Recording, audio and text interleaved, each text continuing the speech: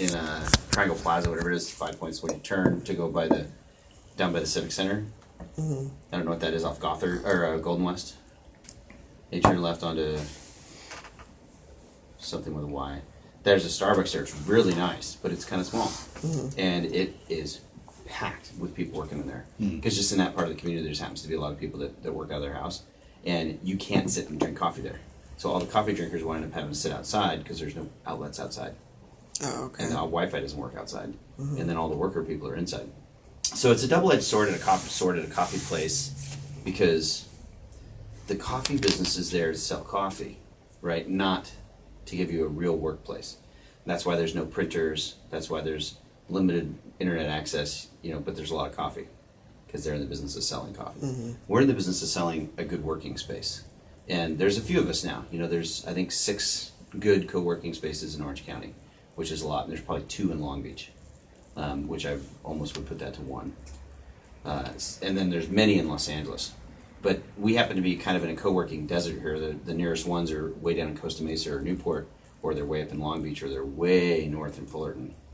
So this whole community down here is kind of underserved. There's a few being built, from what I've heard, since we've started and kind of made a public splash that we're building this place. There's been a couple more that have kind of jumped on and said, we're going to get into it too. And they have way more money than me, but that's okay. So one of the cool things about co-working, and probably the most important thing, is the community. So if you just go in and put in co-working, Orange County.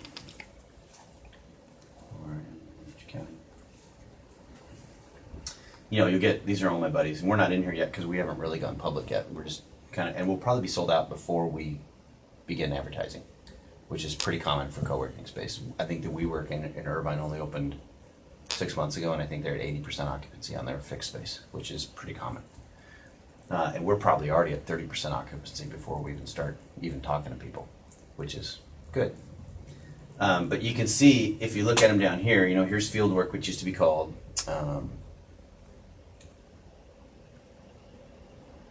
it began with a W, and it was the same name as a restaurant that's down there. I'll remember it in a little bit, but they're awesome. They're one of my, if I could pick a company to be like, they're them. And then here's Crash Labs, which is tiny. Here's the Eureka building, which is huge and completely unoccupied. And then all the little red dots are the guys, but you can notice they're all kind of around a little certain section of the map.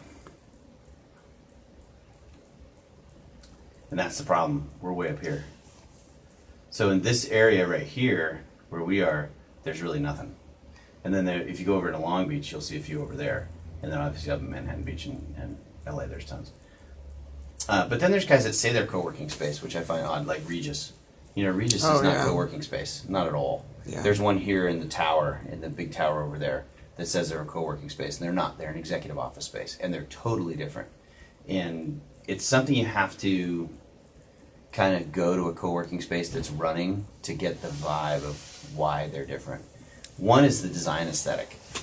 The ones like us, we tend to be kind of crafty, and we tend to be more creative. We build our own spaces. We build them the way we want. They're highly individualized to the community. They evolve as the community evolves. Like today, we have an interior designer that will evolve. So as our new clients come on, are they computer programmers? Are they interior designers? Are they graphic artists? They'll kind of tend to lean towards a certain thing. One of the things I think absolutely is going to happen over the next few years is that co-working space will become industry specific. So you'll have a co-working space for lawyers, which doesn't exist today, which is amazing to me. Because imagine, instead of a law firm, you walk in and there are 30 lawyers in here, and then the space provides all the apparatus, right, that lawyers need. So they don't have to lease a $5,000 a month or more building. Yeah. And then they can share workers, right? So all the different people that a law firm needs, they'll be attracted to that, right? And they'll come in and get a space, and they'll freelance out to the people in the office. And that's really common how co-working works. Most of the ones we have in Orange County today are geared towards computer programmers. So if you look at WeWork or any of these guys, Eureka, they're all computer programmer oriented. And I think that's great. That's also why they're all right down here in the technology corridor, because that's where the programmers are. But I think that's things tend to be driven by the venture capital community. and venture capital likes high tech, so they drive that. We So were are just yeah. Are there any venture capitalists down here in Huntington? No, Or are they all over there? they're all down there. Oh, okay. So they were all at the Eureka building, Mm-hmm. and Eureka was very proud of that. That they had resident offices for all the major venture labs. They've all moved and left the Eureka building and all gone to WeWork. Ooh. So they now have private offices at WeWork. And this is WeWork's plan. WeWork just got invested $1 billion by SoftBank. $1 billion. That makes no sense at all, because you think a venture firm typically wants 3 to 5 times return in 3 years. You're never going to get that leasing office space, right? There's no possible way. We're a very fixed cost business. You know, there's no way to get a multiple on real estate of 3 to 5 times in 3 years. What they're looking for is to dominate the startup business, to be able to cherry pick out all the startups and create communities all across the world of startups that then they can cherry pick from. And that's working brilliantly. Yeah.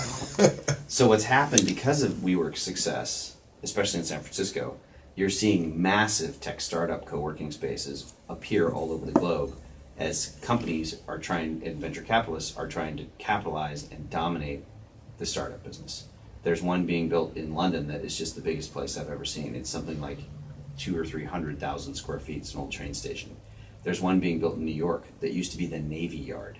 The government of New York donated all the land and the buildings to the co-working space, who's spending hundreds of millions of dollars refurbishing it, and it will be hugely massive tech startup space. Mm-hmm. You're going to see these all over the world. There's ones being built in China, there's ones being built in Japan, and they're massive. Those are cool. That's not what we're going for.